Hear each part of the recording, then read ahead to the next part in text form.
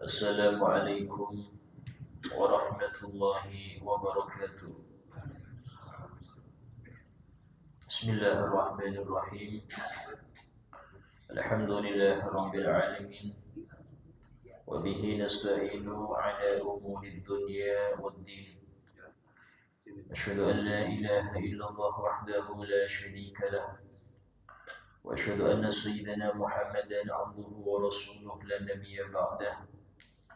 Allahumma salli wa sallim wa barik wa karrim wa 'azzim wa majid على حبيبنا وشفيئنا وقرة أعيننا محمد وعلى آله وصحبه أجمعين. سبحانك لا علم لنا إلا ما علمتنا إنك أنت العليم الحكيم. رب اشرح لي صدري ويسر لي أمري واحلل عقدة من لساني يفقه قولي بجاه النبي وآله. قال الله تعالى وقل رب زدني علما. وقال رسول الله صلى الله عليه وسلم طلب العلم فريضة على كل مسلم. وقال الإمام بشهد وصل البلاد والعباد الحبيب عبد الله بن علوي بن محمد الحداد رضي الله عنه ورضي عنا به ورحمه الله ورحمنا به ونفعنا به في الدارين آمين. وعليك بالعدل في رعيتك الخاصة والعامة وكمال الحفظ والتفقد لها، فإن الله تعالى سائل عنها وكل راع مسؤول عن رعيته. وأعني رعيتك الخاصة جوارحك السمع وهو اللسان، والسمع والبصر والبطن والفرج واليد والرجل، فإن هذه الجوارح رعية استرعاك الله إياها وأمانة ائتمنك عليها، فعليك بكفها عن معصيته واستعمالها في طاعته. Dan wajib bagi engkau untuk berlaku adil di dalam ra'iyatak, yaitu anggotamu, rakyatmu. Ra'iyah itu rakyat yang khusus atau yang umum, dan betul-betul menjaga serta memperhatikan mereka.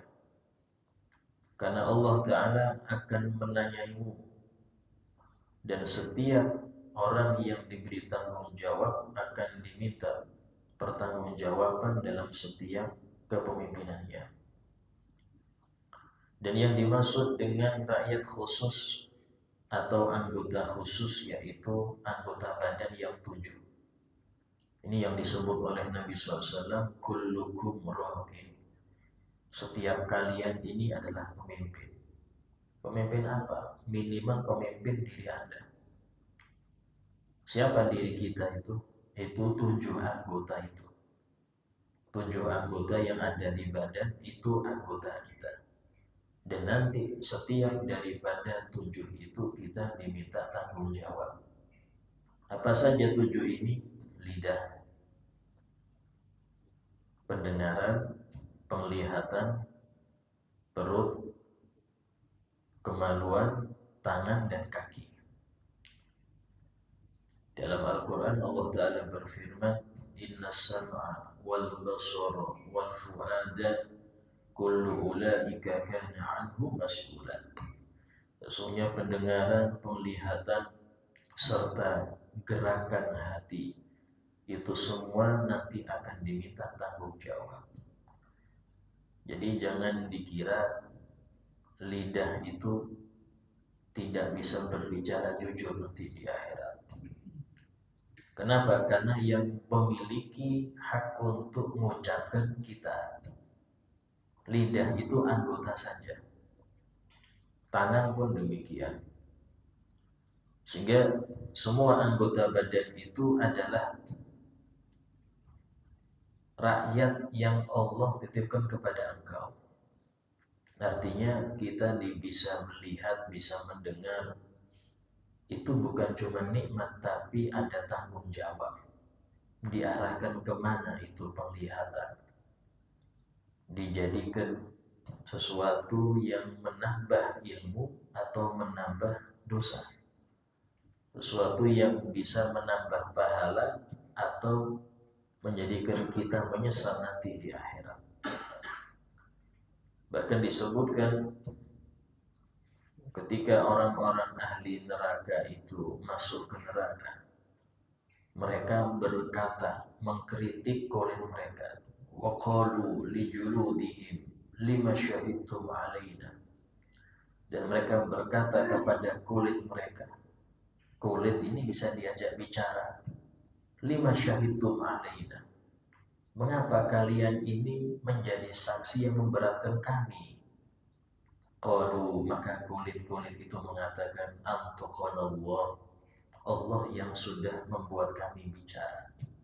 Alladzi antaqa kulla syai', dialah zat yang bisa membuat bicara segala sesuatu. Sampai tempat yang kita pakai maksiat itu akan menjadi saksi. Waktu itu yang kita bermaksiat di waktu itu menjadi saksi juga. Jadi nggak bisa ada yang lepas. Kalau sudah di pengadilan Allah, saksinya bukan manusia lagi, tapi semua yang ada sekitar kita itu jadi saksi.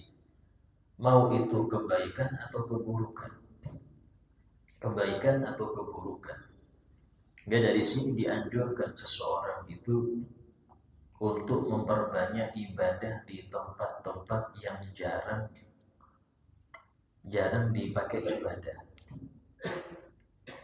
Sehingga dalam hal ini ibadah di kamar, ibadah di dapur, yang tidak di dapur berzikir, baca Quran.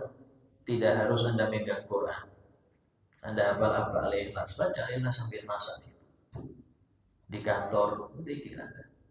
Kenapa? Setiap tempat yang di situ kita pakai taat, maka tempat itu akan bersaksi kebaikan untuk kita. Dan dari sini disebutkan sunnah seseorang itu untuk berpindah tempat ketika dia sholat sunnah, ya, berpindah tempat, jangan menetapi satu tempat saja. Kenapa? Agar setiap daripada jengkal masjid atau musola itu menjadi saksi kebaikan dia. Jangan tetapin satu tempatnya, sehingga setiap jengkal daripada tanah musola, tanah masjid itu menjadi saksi kebaikan Anda. Kemudian dikatakan, fa inna Allah Ta'ala, karena Allah Ta'ala menciptakan itu semua untuk engkau, tangan, kaki, mata, telinga, agar engkau bisa patuh kepada Allah dengan anggota badan itu. Seseorang tidak bisa baca Quran kalau tidak ada lisan. Tidak bisa dia membahas ilmu, menjelaskan tentang ilmu kalau nggak ada lisan. Nggak bisa dia bertanya. Seseorang tanpa mata nggak bisa dia mengetahui apa yang harus dia ketahui. Seseorang tanpa telinga, tanpa pendengaran, nggak bisa dia untuk mendengarkan nasihat atau mendengarkan daripada tilawah Quran dan lain sebagainya. Karena itulah di antara paling besarnya nikmat itu kelengkapan anggota badan. Karena dengan itu hamba bisa taat.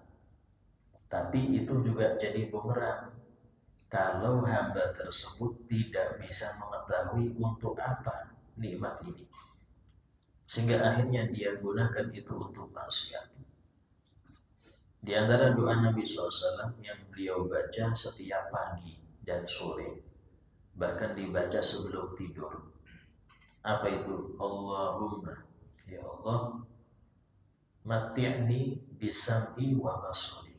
Ya Allah, berilah aku kenikmatan dengan penglihatanku dan pendengaranku. Ma'ahyaitu, selama aku hidup.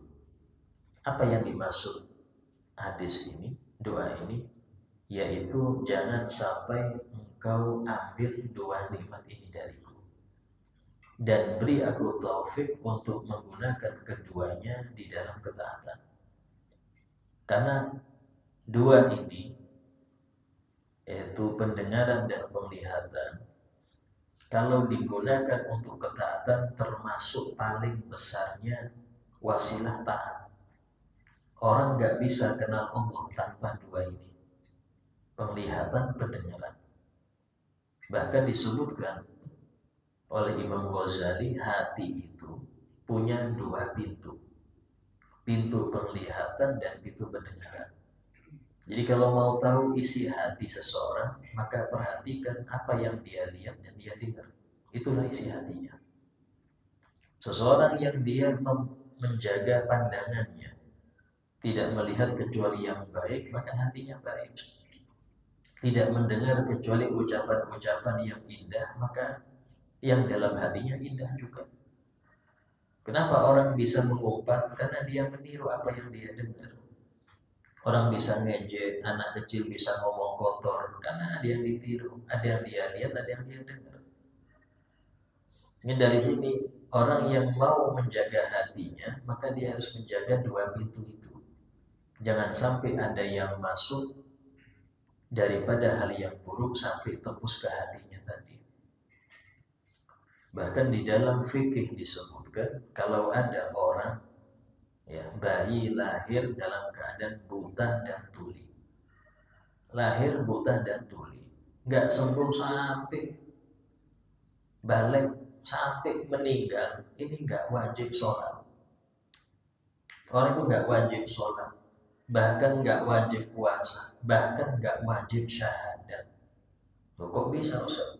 Bagaimana kita wajib syahadat? Sementara ilmu cuma masuk dari dua ini. Ilmu itu kalau masuk dari pendengaran atau penglihatan, nggak bisa nomor 3. Dari mana orang belajar? Dari dua ini. Kalau nggak dengan penglihatan, dengan pendengaran. Kalau dua ini sudah nggak ada dari bayi, dari lahir, maka dia nggak wajib apa-apa. Dia nggak sholat, dia nggak wajib apa-apa dia. Bahkan meninggalnya pun masuk surga, karena bukan mukallaf. Bukan mukallaf. Sehingga dalam hal ini, dua nikmat ini kalau tidak digunakan benar-benar bahaya. Sehingga wajar dalam Al-Quran Allah menyebutkan dua nikmat ini untuk tanggung jawab. Inna sam'a wal basar. Pendengaran dan penglihatan itu diminta tanggung jawab. Sampai-sampai Nabi menyebutkan sesungguhnya Allah menetapkan perzinahan itu bukan cuma di dalam urusan jalan depan. Zinal ain an-nadhar, kata Nabi. Zinanya mata itu melihat. Wa zinal udhun at-talazzuz bil istima'. Zinanya telinga itu menikmati suara-suara yang bikin syahwat, bikin birahi. Itu semua masuk kategori zina dalam hadis Nabi. Sehingga kemaksiatan telinga, kemaksiatan mata itu sangat parah. Tapi kalau dipakai ketaatan, Masya Allah, orang bisa mengenal Allah dengan dua ini. Orang bisa tahu mana haram, mana wajib. Bisa mengerjakan ketaatan dengan sesuai aturan Allah.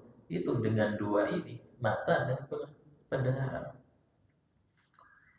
Sehingga dalam hal ini dikatakan bahwasanya wajib untuk kita mensyukuri dua nikmat tersebut, ya. Dan khususnya dengan 7 anggota tadi.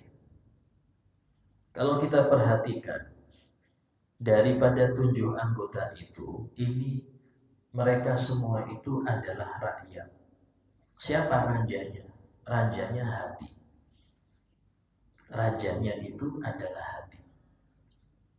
Sehingga kenapa kok hati, Ustaz? Hati itu yang punya kehendak. Gak mungkin hati pengen lihat atas, tapi mata pengen lihat bawah. Gak mungkin, Pak. Pasti matanya lihat atas juga.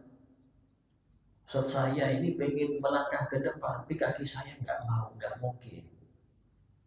Kenapa? Karena tangan, kaki, telinga itu semua bergerak menurut kehendak hati. Nah, hati ini kalau baik, semua anggota badan baik. Kenapa? Karena dia kehendaknya kebaikan. Tapi kalau hati buruk, kehendaknya semuanya buruk. Dari sini, hati itu ibarat rajanya. Ya, raja di dalam pemerintahan anggota badan itu adalah hati. Sehingga Nabi SAW pernah bersabda, Inna fil jasadi mudghah. Maksudnya di dalam anggota badan itu ada segumpal daging. Idza soluhat soluhal jasadu kullu. Kalau segumpal daging ini baik, maka seluruh anggota badan akan baik. Wa idza fasadat fasadal jasadu kullu. Tapi kalau rusak, busuk ini segumpal daging ini, maka semua anggota badan akan melakukan keburukan. Ala wahyal qalb. Ketahuilah, semua daging itu adalah hati. Karena itulah perhatian syariat lebih kepada hati daripada kepada jasmani. Tapi kita, maaf, lebih perhatian kepada penampilan luar. Ya, sampai untuk sabun muka itu macam-macam. Ya, pakai gim segala biar kelihatan steril. Tapi nggak pernah perhatian hatinya. Nggak pernah dia perhatikan hati saya ini kayak apa. Ya dia perhatikan cuma kesehatan dohir, penampilan dohir saja. Padahal yang Allah pandang dari setiap hamba itu hati. Allah nggak mandang rupa. Dalam hadis Nabi bersabda, Inna Allah la yanzuru ila suwarikum wa amalikum. Allah nggak lihat kepada bentuk rupa kalian atau amal kalian, tidak. Wa innamal yanzuru ila qulubikum wa niyatikum. Tapi yang Allah perhatikan adalah hati kalian dan niat kalian ketika beramal itu apa. Sehingga di sini mengapa para wali itu jadi wali? Karena perhatian mereka lebih fokus urusan batin. Karena batin inilah penggerak motor daripada semua anggota badan. Orang yang berbuat baik belum tentu nilainya baik kalau ada niat terselubung di situ. Berarti apa? Allah lihat niat. Ada orang nih, bantu ini, bantu itu, dicek-cek, mau nyalon juga. Berarti ada terselubung di situ. Semua nggak nyalon, nggak nyumbang dia. Dan dalam hal ini Allah memperhatikan urusan hati. Sehingga dalam Al-Quran Nabi Ibrahim alaihissalam dalam salah satu munajatnya yang Allah abadikan dalam Al-Quran, wala tukhzini yawma yub'atsun. Ya Allah, jangan engkau buat aku terhina. Jangan engkau hinakan aku di hari kebangkitan. Yawma la yanfa'u malun wala banun. Hari di mana enggak manfaat harta banyak, enggak manfaat anak banyak, masa banyak. Illa man atallaha biqalbin salim. Yang manfaat kecuali orang yang ketika menghadap Allah membawa hati yang selamat. Nah, ini hati yang selamat inilah yang bisa menyelamatkan seseorang nanti di hari perhitungan. Kenapa? Karena hati yang selamat, anggota badan selamat. Hati yang selamat mengarahkan rakyatnya jadi baik juga. Sehingga dikatakan, dan yang dimaksud dengan rakyat yang umum, tadi kan rakyat khusus nih. Semua dari kita pasti ada tanggung jawab itu, mulai pendengaran, penglihatan, lidah, perut, ya, kemaluan, kaki dan tangan. Ini semua rakyat khusus. Setiap orang wajib tanggung jawab di 7 anggota ini. Kalau dia tidak benar-benar menjaga, itu jadi bumerang dia. Itu rakyat khusus. Nah, rakyat umum siapa? Nah, ini. Adapun rakyat umum, yaitu orang-orang yang engkau diberikan oleh Allah kepemimpinan atas mereka. Baik itu anak, istri, atau budak pembantu di rumah, karyawan dan lain sebagainya. Maka mereka semua itu adalah rakyat umum, yang mana kesalahan mereka di depan Anda dan tidak Anda ingkari, maka itu jadi bumerang untuk kita. Kesalahan istri, kesalahan anak yang kita diamkan itu jadi bumerang untuk kita, jadi bumerang. Kenapa? Karena mereka tanggung jawab Anda. Anda tidak ada tanggung jawab untuk anak orang, tapi anak sendiri itu tanggung jawab.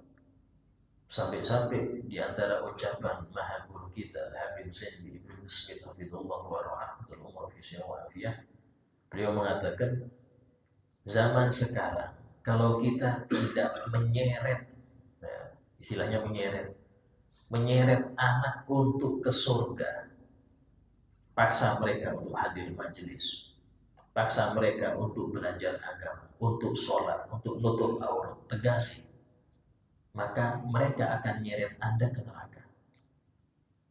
Kalau tidak kita seret ke surga, maka mereka akan nyeret kita ke neraka.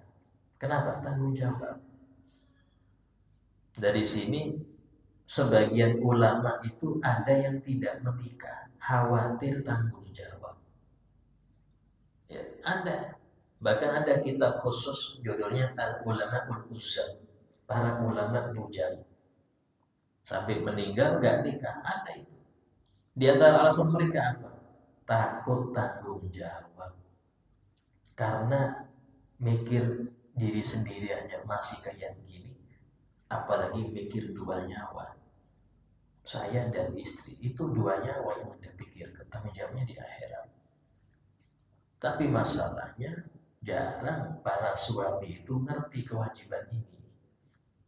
Jarang para suami itu ngerti kewajiban terhadap istri itu apa, jarang. Bahkan beberapa kasus ada retak rumah tangga yang ke rumah itu biasanya istrinya jarang sholat, suami nggak beri negur. Ya, itu retaknya di situ. Dan ingat ya, kalau sudah ibunya model demikian, jangan harap anaknya baik. Karena dia ada yang ditiru. Dia ada yang ditiru. Sehingga penting dalam hal ini, sebagai pemimpin keluarga itu bukan cuma ngasih nafkah, tapi dia wajib mengarahkan keluarganya ke surga. Wajib mengarahkan keluarganya ke surga. Maka wajib bagi engkau, wahai orang yang memiliki istri, punya anak, punya pembantu, punya karyawan, untuk mengarahkan mereka menuju mengerjakan apa yang Allah wajibkan atas mereka. Min ta'atih, daripada ketaatannya. Dan mengarahkan mereka untuk meninggalkan apa yang Allah haramkan. Kalau nggak tahu, Ustaz, ajari.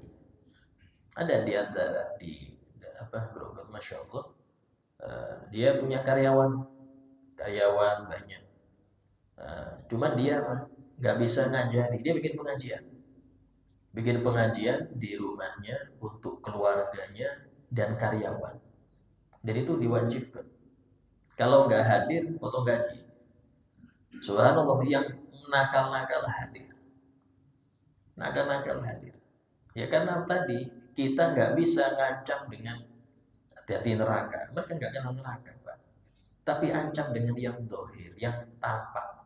Potong gaji, ya nggak naik kelas. Bahkan sebagian guru yang saya tahu, guru di SMP, SMA itu kalau rumah anak didiknya itu nilainya buruk, remedinya suruh hadir pengajian. Mau nilai baik, itu hadir pengajian. Saya di situ nanti. Nah, tanda tangan. Kenapa? Tadi semua perlu siasat. Kita nyuruh mereka sholat dengan ancaman neraka, gak nurut. Tapi ancam mereka dengan nilai jeblok, ancam mereka dengan gak naik kelas, gak nurut, Pak. Ini karena kenapa? Karena zaman sekarang orang gak ngerti yang gaib, ngertinya yang dohir. Tujuannya cuma satu, biar mereka selamat. Nanti di akhirat terima kasih itu mereka itu. Terima kasih sama Anda itu. Nah, sama dengan hal ini. Ya. Dan hati-hatilah. Jangan sampai engkau memaklumi mereka di dalam meninggalkan yang wajib. Nah, ini kadang-kadang orang tua yang kurang tegas. Ya, anak sholatnya pasti kesiangan. Biar kasihan Ustaz tadi malam begadang. Nggak usah dibangun subuh. Nah, ini hati-hati. Yang seperti ini, kalau sekali dua kali besar nanti nyesal Anda itu besar. Ya, ketika dia mengerjakan haram, ya, pulang malam, ya, dengan pacarnya, dibiarkan. Biar Ustaz sudah besar juga, sudah ngerti dia. Loh, bu ngerti itu Anda tegur. Ini ngerti mah dibiarkan. Sudah ngerti juga, Ustaz sudah dewasa, biar aja. Tidak ada itu. Yang mengejar Anda. Ini banyak kadang orang tua, yang parahnya, biar nama dia tetap baik di masyarakat, sebenarnya kayak gini, jangan pacaran di luar, dalam aja pacarannya. Ya Allah, suruh di dalam pacarannya. Suruh pacaran di dalam, dikasih fasilitas. Untuk pacaran anaknya ini, yang deket zina itu, kasih fasilitas dalam rumah. Kenapa? Takut nama dia buruk lah. Kan tidak enak anak saya masa pacaran. Nah, taruh dalam rumah. Ini bagaimana orang tua kayak gini menghadap Allah nanti? Walaupun dia sering dikir, diseret ke neraka itu. Dan ini kita bilang bukan mengada-ada. Semuanya ada hadisnya. Semuanya ada dalilnya. Sehingga jangan kita memaklumi mereka dalam meninggalkan yang wajib. Anak itu umur 7 tahun sudah harus disuruh sholat. Suruh puasa kalau Ramadan. Suruh berjilbab kalau dia anak perempuan keluar. Suruh untuk aurat. Ya, dilarang untuk ini, untuk ini. Itu umur 7 tahun. Umur 10 tahun, kalau tetap nggak nurut, wajib orang tua ngasih hukuman. Dari Nabi, dari Nabi. Kalau kita nggak nurutin Nabi, kita yang kena dosa itu. Karena Nabi nyuruh, wadribu ala tarkiyah, kasih hukum. Ketegas sih, kalau sudah 10 tahun masih nggak sholat, kasih sanksi. Itu dari Nabi. Kalau kita tidak patuh itu, repot untuk kita di dunia dan di akhirat. Di dunia, kalau nggak tegas dari awal, ini anak sampai besar nggak nurut. Makanya memanjakan anak itu kalau berlebihan nggak boleh. Karena syariat sudah ngatur semua. Ya, dan ikuti aturan Rasul. Paling bagusnya sistem dalam mendidik istri, didik anak, didik masyarakat. Itu aturan Nabi. Sampai-sampai Allah Ta'ala berfirman, laqad kana lakum fi Rasulillah uswatun hasanah. Sungguh telah terdapat untuk kalian pada pribadi Rasul suri teladan yang baik. Semua suri teladan itu di Nabi ada. Tapi kita malah milih pakar fulan yang non-muslim, profesor ini, ngapain? Kita punya Nabi kok. Kok milih aturan yang lain? Jangan. Ya, rugi Anda kalau nggak ikut Nabi. Dan ajak mereka, arahkan mereka kepada sesuatu yang di situ selamatnya mereka dan bahagianya mereka di akhirat. Kadang-kadang orang tua nih, dia ngerti ini anak nggak ngerti agama, dan saya nggak bisa ngajari. Harusnya dia arahkan ke pesantren atau madrasah diniyah. Harus dia arahkan, bukan kasih pilihan. Nah, mau mondok apa enggak? Enggak Pak, nggak mondok. Kalau mondok nggak ada HP Pak. Ini salah orang tuanya ngasih pilihan. Arahkan. Kalau anak dikasih pilihan, main PS apa nggak main PS? Iya, pilih main PS Pak. Anda ini wajibnya ngarahkan, bukan ngasih pilihan. Kadang-kadang kita ini salah di situ, arahkan kepada kebaikan. Karena anak masih belum ngerti baik buruk. Kita yang sudah paham, wajib ngarahkan dia. Ya, kayak lagi anak saya itu, ya, anak mulai umur kelas 3 SD itu sudah kita doktrin, nanti mondok. Kita doktrin sudah, bisa lulus SD di mondok. Jika di pikirannya sudah betul-betul terprogram, habis gini mondok sudah. Itu mulai kecil sudah kita gitu kan. Kenapa? Biar dia nggak kaget lagi. Dia sudah tersistem. Dan itu kewajiban kita, bukan sesuatu yang sunnah. Kalau kita nggak mensistem seperti itu, kita akan kewalahan nanti. Kita akan kewalahan.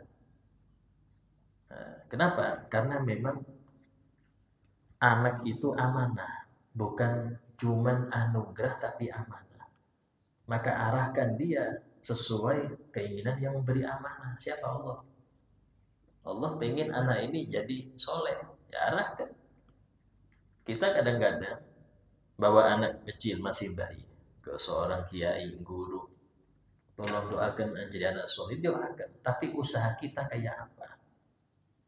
Doa tanpa usaha sulit. Anda minta didoakan jadi dokter, tapi nggak sekolah kedokteran, nggak jadi-jadi, Pak. Harus ada usaha juga dan ada doa di situ. Nah, ini penting, mengarahkan itu penting zaman sekarang. Wa asin adabahum, dan perbaguslah mendidik adab mereka, akhlak. Dalam Al-Quran kita lihat di surah Luqman bagaimana Sayyidina Luqman ini mendidik putranya itu lebih banyak larangan. Wala tamshi fil ardi maraha, jangan berjalan sombong ya. Wala tuso'ir khaddaka linnas, jangan engkau memalingkan wajahmu pas bicara dari orang yang kau bicara, jangan. Wala, lah terus, jangan. Kenapa? Ini pendidikan. Pendidikan itu banyaknya larangan. Jangan ini ya. Jangan bersuara kalau mengunyah. Jangan ngambil pakai kiri, jangan ini. Itu pendidikan. Kadang-kadang kita karena kurang negur, akhirnya anak tersebut kurang beradab. Bukan salah anak yang gak beradab, kita gak ngajari. Kalau kita nyuruh anak berbakti, kita kasih contoh dulu, ini loh cara bakti. Jangan duduk di atas sementara orang tua di bawah, ajari itu. Akhirnya kita anak di atas, duduk di kursi, kita di bawah diam aja, tegur. Kalau dia nggak ditegur, dia anggap itu baik-baik saja. Kita ngomong, dia masih HP-an, taruh HP-nya. Abah ngomong nggak boleh HP-an. Seperti itu. Itu bukan ayah kejam, bukan. Itu pendidik. Tapi subhanallah zaman sekarang, ya guru yang sering negur digelarin guru killer. Oh, ini guru killer ini. Justru guru yang ramah, nggak pernah marah, ini guru favorit. Padahal nggak mendidik itu. Ini sekarang dibalik, Pak. Guru yang tegas dianggap killer. Wah, nggak baik guru killer. Tapi guru yang ramah terus, mengiyakan apa perbuatan murid, diiyai terus. Idola. Ini apa pendidikan sekarang? Hancurnya di situ. Sehingga kalau kita nggak didik dari rumah, sulit untuk mereka terdidik di kelas. Ya.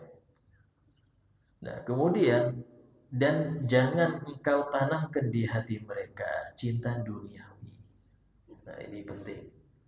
Jangan tanamkan di hati mereka cinta duniawi. Oke, sesekali. Ayo, yang puasa Ramadan setiap hari 10.000. Nah, saya gitu. Kalau untuk yang masih TK, saat kelas 1, itu saya kasih yang puasa Ramadan 10.000. Nanti kalau hari raya, totalannya berapa sudah. Tapi itu untuk awal-awal. Kalau sudah kelas 3, kelas 4, ada. Kenapa? Bukan pelit, bukan. Jangan membuat mereka harus dibalas duniawi dengan amal baik. Nanti sampai besar keturutan. Kalau nggak dibayar, nggak mau. Jangan bikin mereka cinta dunia. Dan itu dari orang tua. Itu dari orang tua. Hadiah itu tidak harus dengan bentuk duniawi, tidak. Sehingga ini penting, mendidik dari sini, Masya Allah. Banyak kadang-kadang kita ini lengah dalam mendidik, itu banyak lengah. Kemudian, sehingga kalau kita menanamkan di hati anak itu cinta dunia, ya, itu kita telah berbuat buruk pada mereka.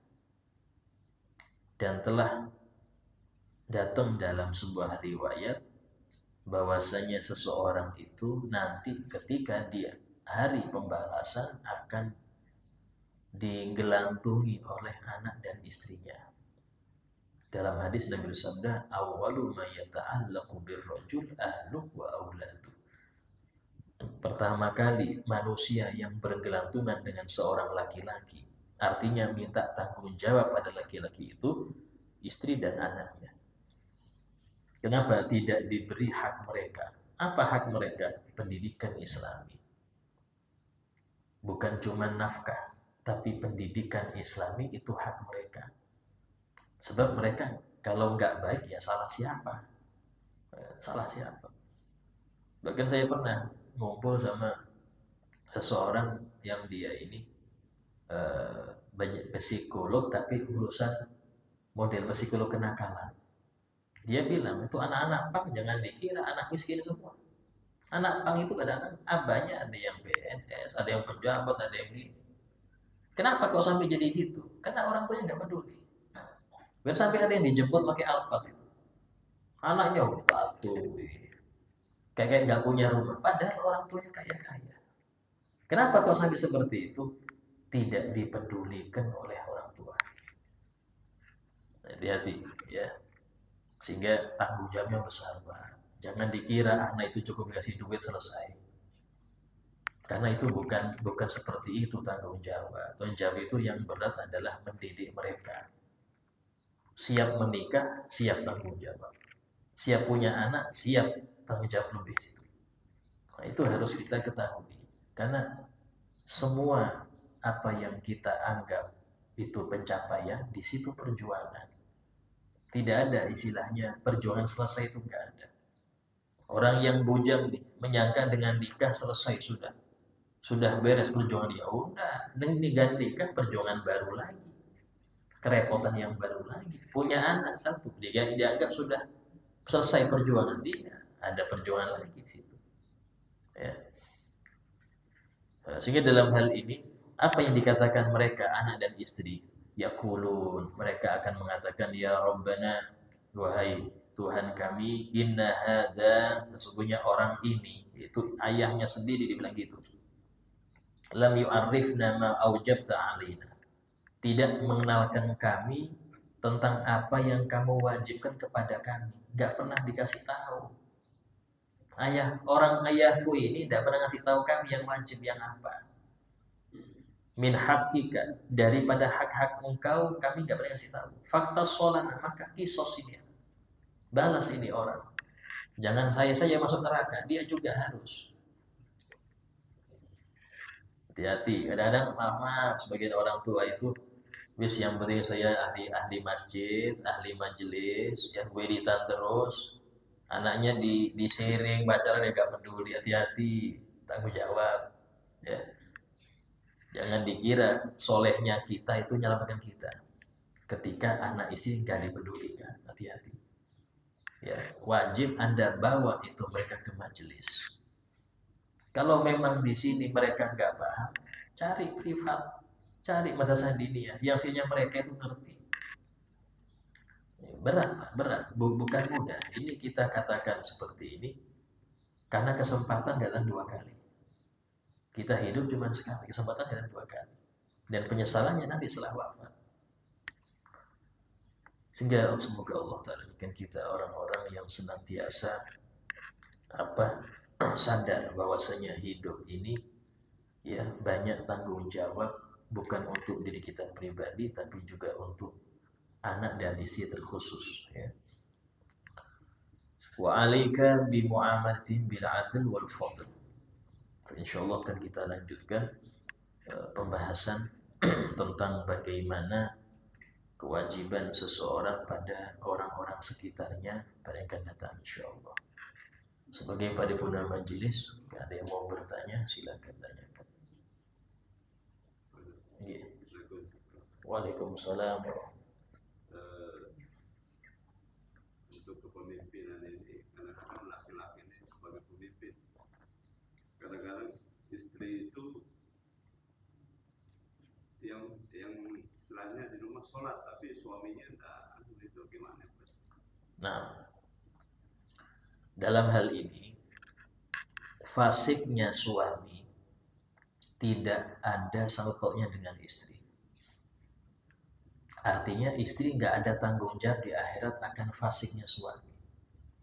Siti Asiyah binti Muzahim itu isi Fir'aun. Fir'aun kayak apa modelnya, teman ngerti sendiri lah di Quran. Apa Siti Asiyah itu keseret ke neraka? Tidak. Bahkan beliau ini termasuk 4 pimpinan perempuan di dunia. Ya, bisa siapa suaminya? Fir'aun. Tapi kejahatan Fir'aun, maksiatnya, bejatnya dia, nggak berpengaruh dengan Siti Asiyah. Nggak berpengaruh. Beda kalau seorang istri yang nggak baik, dengan syarat sang suami sudah ngasih tahu. Kalau suami tidak ngasih tahu, nggak pernah nasihati, nah ini kena keseret juga. Nabi Nuh itu istrinya tidak ikut ke kapal. Nabi Lut istrinya itu nggak mau ngikutin ajaran Nabi Lut. Apakah berbahaya untuk dua nabi ini? Tidak, karena mereka sudah nasihati. Sudah nasihati benar-benar, nggak mau ya tinggal. Kadang-kadang, maaf, cinta itu harus karena Allah. Cinta itu harus karena Allah. Jangan karena perempuan ini, jangan. Apa maksudnya Ustaz? Ya, besar itu perbedaannya. Anda kalau cinta istri karena istri, maka Anda akan patuhi apapun yang dia mau. Dan Anda tidak akan beri negur kalau dia salah. Kenapa? Sudah kandung cinta Ustaz. Daripada ribut, mending saya ngalah saja. Ini salah. Berarti cintanya karena istri. Cinta karena Allah. Apa cinta karena Allah? Arahkan dia menjadi ahli surga. Kalau dia nggak mau, ya sudah. Allah benci Anda. Wahai istri, Allah benci Anda. Berarti saya nggak bisa cinta lagi. Daripada dia dosa terus karena nggak nurut. Ada di dalam hadis, seseorang sahabat ini bilang ke Rasul, ya Rasulullah, inna zawjati lan tarudda yada namis. Ya Rasulullah, istriku ini nggak pernah menolak tangan siapapun yang nyentuh dia. Akrab betul dengan laki lain. Orangnya supel, senang akrab dengan laki lain, akrab. Dan ini yang suami ini dia jelas gak senang. Seseorang laki-laki yang masih punya wibawa gak senang lihat kayak gini istrinya. Maka dia lapor ke Rasul. Apa kata Nabi? Tolong ceraikan, gak beres itu.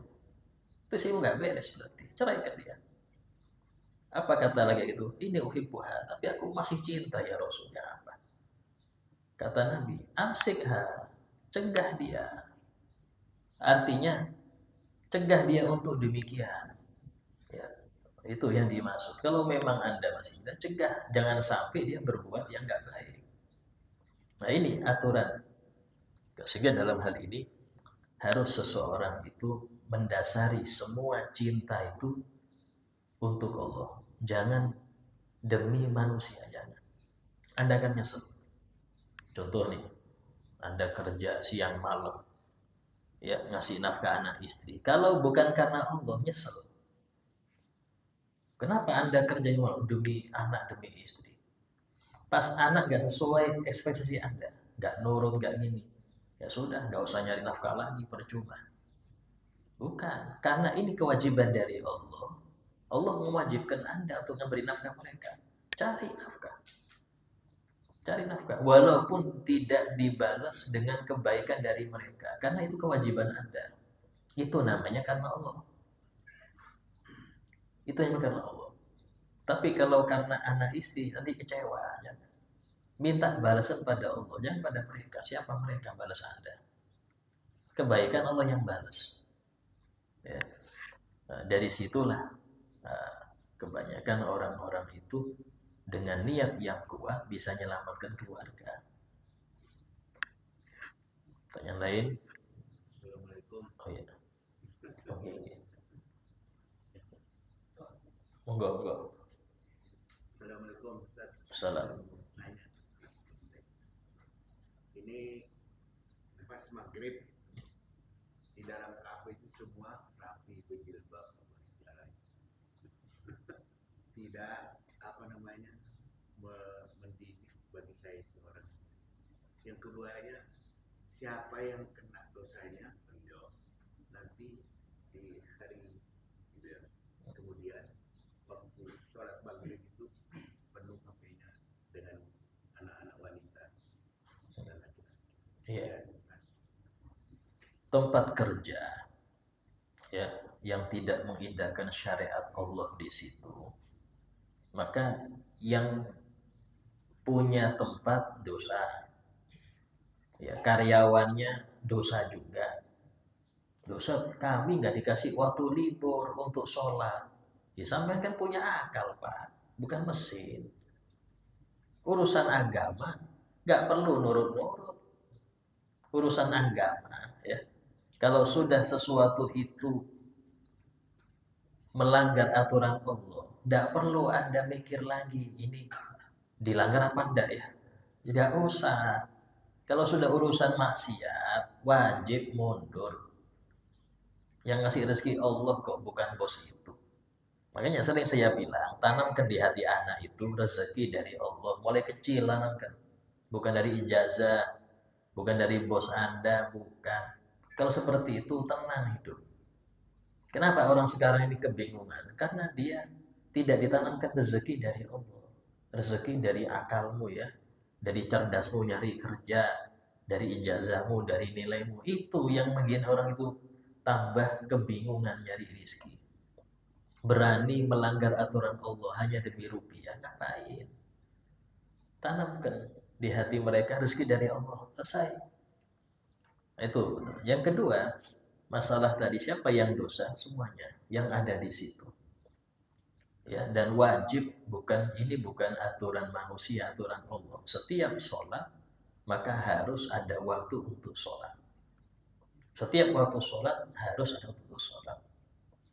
Bahkan kalau seumpama terjadi di kafe itu sesuatu kemungkaran, pacaran ini, itu tanggung jawab. Masa nggak bisa bikin kafe khusus laki, sini kafe khusus perempuan? Banyak kok kafe yang syar'i itu banyak. Niru di situ, tiru. Kalau kita membuka lahan untuk mereka pacaran, itu nggak sebanding dengan penghasilan tiap hari. Dosanya nggak sebanding. Dosanya nggak sebanding. Hati-hati. Ya, makanya saya ini bingung di Grogol paling banyak angkringan itu, ya Allah. Apa penyebabnya? Pertama, mereka wadah untuk ke positif itu kurang. Kita nggak ada yang berpikir ini anak-anak habis lulus TPQ kemana? Itu harus ada yang mikirkan, Pak. Jangan cuma Ustaz yang mikirkan, Ustaz nggak ada dana. Yang mikirkan itu yang punya dana itu. Ini anak habis TPQ ini kemana ini? Sehingga mereka SMP SMA itu ada wadah yang sama kayak TPQ. Apa itu? Belajar agama. Bukan Quran lagi, Quran sudah di TPQ. Apa? Isi Quran. Ada fikih, tauhid. Ya. Kalau mau bahasa Arab kasih bahasa Arab. Di Bangil itu banyak. Anak-anak SMP SMA itu yang nggak pernah mondok, baca kitab bodoh lancar semua. Kenapa? Ada wadah setelah TPQ. Dan itu bayarnya nggak mahal. Per bulan ada yang 5.000, 10.000 per bulan. Tapi daftar di antar orang tua, bukan main-main, ada seragam. Jadi maghrib itu anak-anak yang ke madrasah ini banyak. Nggak ada kafe jarang sepi. Kini sekarang ini mama berada yang berjilbab, ya, berjilbab rapi, pakai syari, mari-mari di kafe juga. Kenapa? Karena nggak ada wadah. Anak-anak yang baik terseret ke situ, terseret. Wadah kita nggak ada. Ini perlu kita pikirkan. Harus ada wadah mereka ini setelah TPQ itu kemana? Kenapa? Masa-masa puber paling bahaya, Pak. Kapan puber itu? SMP, SMA. Masa di mana mereka ini mencari jati diri. Ini kalau nggak kita arahkan kepada yang baik, sulit untuk kita betulkan, itu sulit ke depannya. Ya. Nah, itu diantaranya harus ada wadah. Dan perlu kita pikirkan, bukan satu dua orang yang mikir, harus banyak. Ya. Ya, silahkan.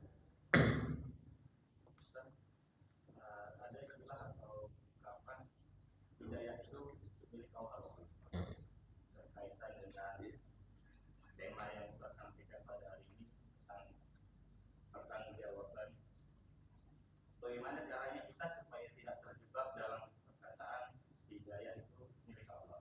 Maksud saya adalah apakah ada standar parameter dalam mendidik anak sampai usia berapa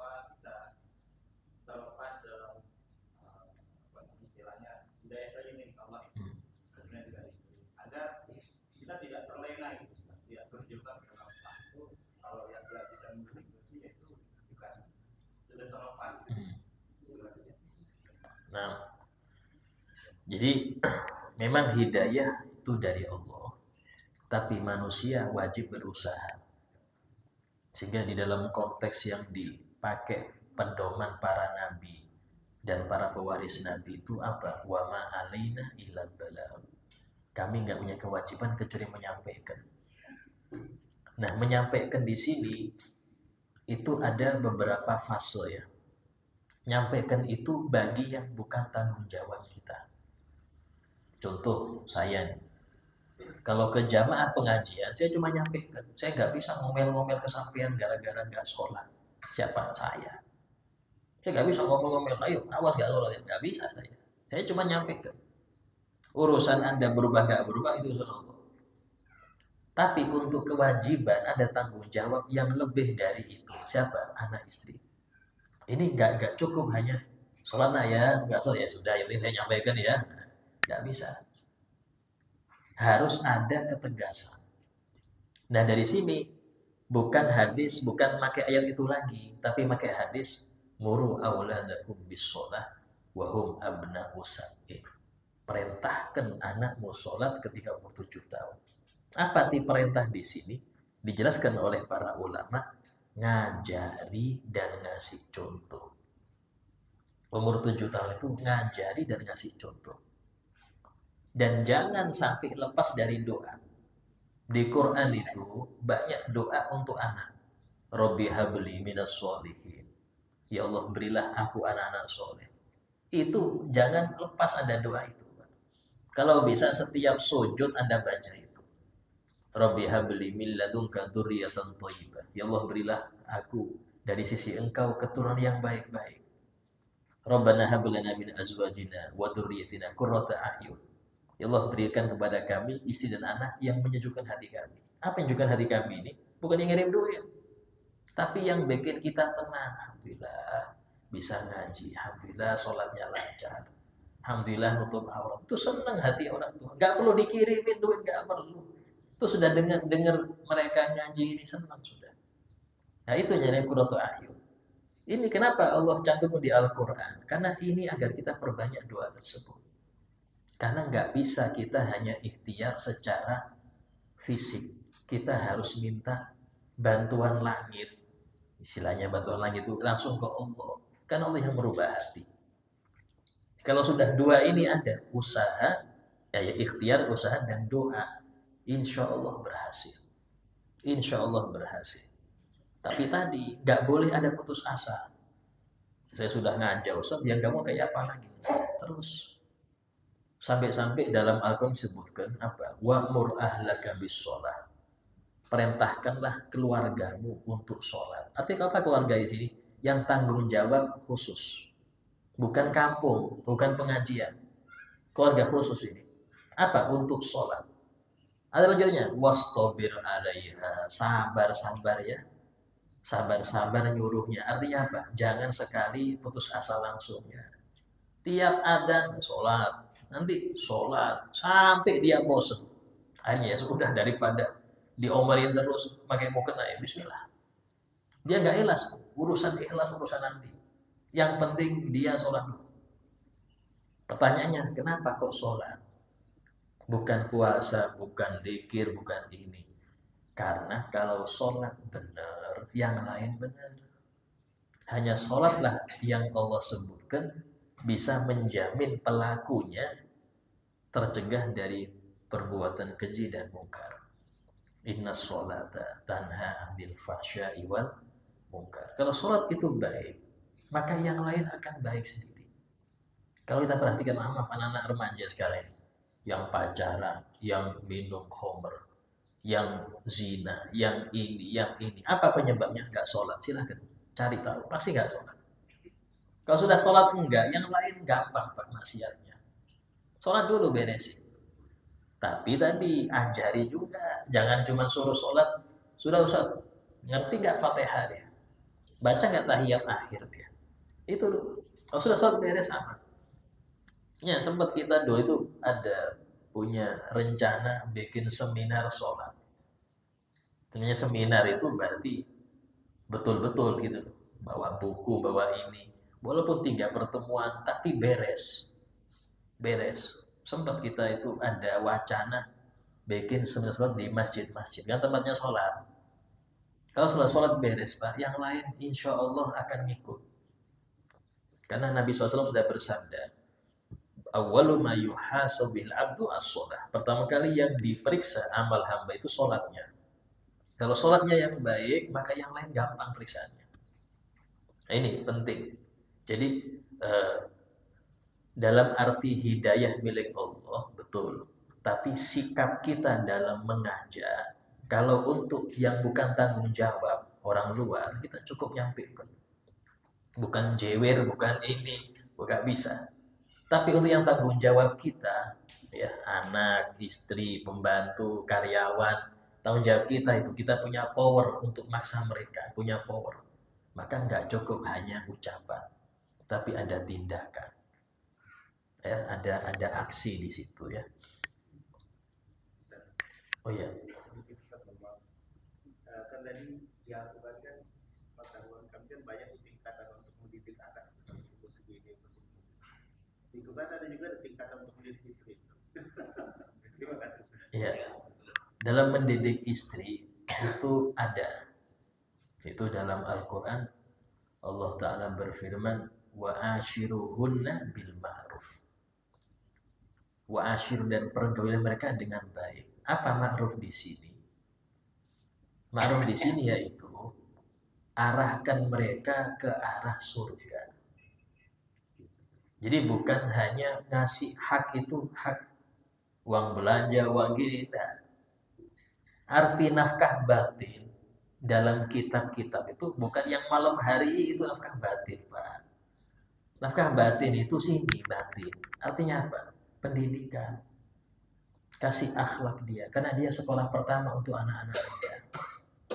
Kalau kita nggak nyiapkan istri sebagai tempat pendidikan pertama, maka siapa yang ngajari anak? Sehingga istilah orang Arab mengatakan faqidu syekh la yukti. Orang yang nggak punya nggak bisa ngasih. Ibu yang nggak punya ilmu pengetahuan yang cukup tentang sholat, tentang siapa Rasul dan gini, dia nggak bisa ngasih anak.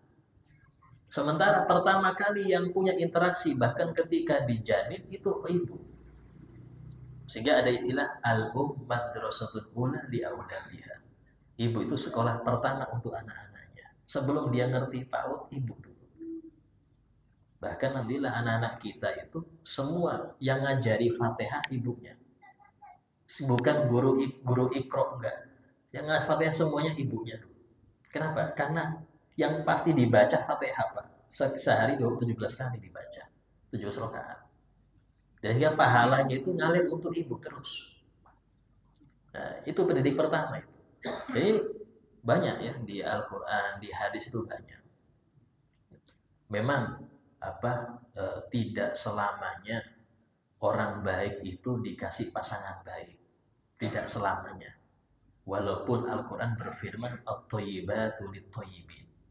Perempuan-perempuan yang solehah itu untuk suami-suami yang soleh. Walaupun, tapi ada kalanya beda ini. Kenapa? Karena untuk ujian untuk suami. Nabi Lut bagaimana solehnya? Tapi lihat istrinya tidak ikut. Nabi Nuh ya apa solehnya? Lihat istrinya tidak ikut. Apa bentuk kegagalan? Tidak. Bukan kegagalan. Setelah mereka benar-benar ngajak. Karena nggak ikut ditinggal. Bukan ini suami tetap nempel terus karena enggak. Ditinggal. Ini karena cinta karena Allah. Karena itulah ada syariat cerai. Ya, kenapa ada cerai, Ustaz? Padahal dia pemisah daripada dua yang baik. Cerai itu ada kalanya wajib. Bukan wajib. Iya. Kapan itu wajib? Ketika ya beda agama, wajib, bukan sunnah lagi. Ada kalanya sunnah. Kapan? Ketika dia nggak nurut terus.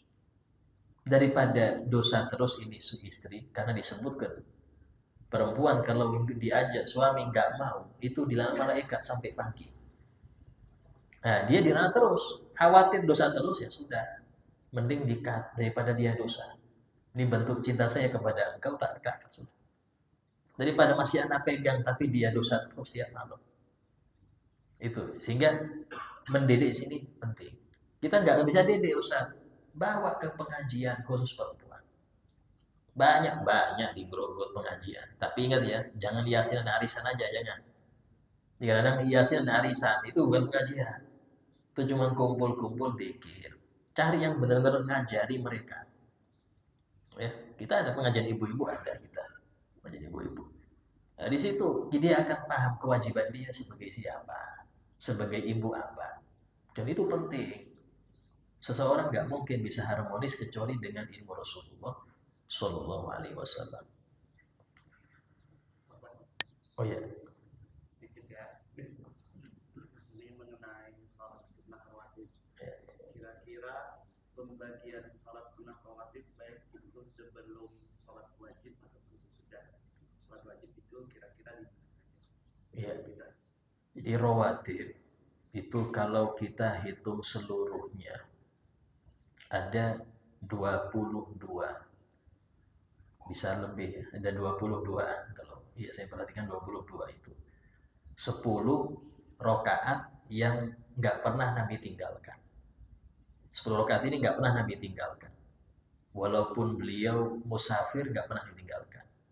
Itu 2 rakaat qobliyah subuh, 2 rakaat qobliyah zuhur, 2 rakaat ba'diyah zuhur, 2 rakaat ba'diyah maghrib, 2 rakaat ba'diyah isya. Adapun yang 12 itu kadang-kadang Nabi tinggalkan, tapi sering Nabi kerjakan. Itu namanya sunnah ghairu muakkadah. 2 rakaat qobliyah zuhur, di qobliyah zuhur ada 4 ya. 2 rakaat ba'diyah zuhur, 4 rakaat qoblal asr, qobliyah asar. Ya. Baru 2 rakaat qobliyah maghrib, 2 rakaat qobliyah isya. Di sini ada 12 rakaat. Ya. Semua sholat ada qobliyah. Tapi enggak semua sholat punya ba'diyah. Asar dan subuh enggak ada ba'diyah. Tapi qobliyah semuanya punya. Ya, semuanya punya qobliyah. Nah, seperti pembagiannya. Ya. Insyaallah semoga Allah Ta'ala jadikan kita orang-orang yang senantiasa di dalam jalurnya dan senantiasa diberi taufik untuk mengerjakan ketaatannya dan menjauhi larangannya. Amin ya rabbal alamin. Ala hadiniyah wa kulli niyatin salihah wa ala ma nawa bihi salafuna salih. Al-Fatihah. Bismillahirrahmanirrahim. Alhamdulillah rabbil alamin. الرحمن الرحيم مالك يوم الدين إياك نعبد وإياك نستعين اهدنا الصراط المستقيم صراط الذين أنعمت عليهم غير المغضوب عليهم ولا الضالين آمين. بسم الله الرحمن الرحيم الحمد لله رب العالمين اللهم صل وسلم على سيدنا محمد وعلى آله وصحبه أجمعين. ربنا انفعنا بما علمتنا رب علمنا الذي ينفعنا رب فقهنا وفقه أهلنا وقراباتنا في ديننا رب وفقنا وفقهم لما ترتضي قولا وفعلا كرما ورزق الكل حلالا دائما وأخيلا أنقياء علماء نحظى بالخير نفى كل الشر ربنا واصلح لنا كل الشؤون وقر بالرضا منك العيون وقضي عنا ربنا كل الديون قبل أن تأتينا رسل المنون ربنا آتنا في الدنيا حسنة وفي الآخرة حسنة وقنا عذاب النار وصلى الله على سيدنا محمد وعلى آله وصحبه وسلم والحمد لله رب العالمين. تقبل الله منكم.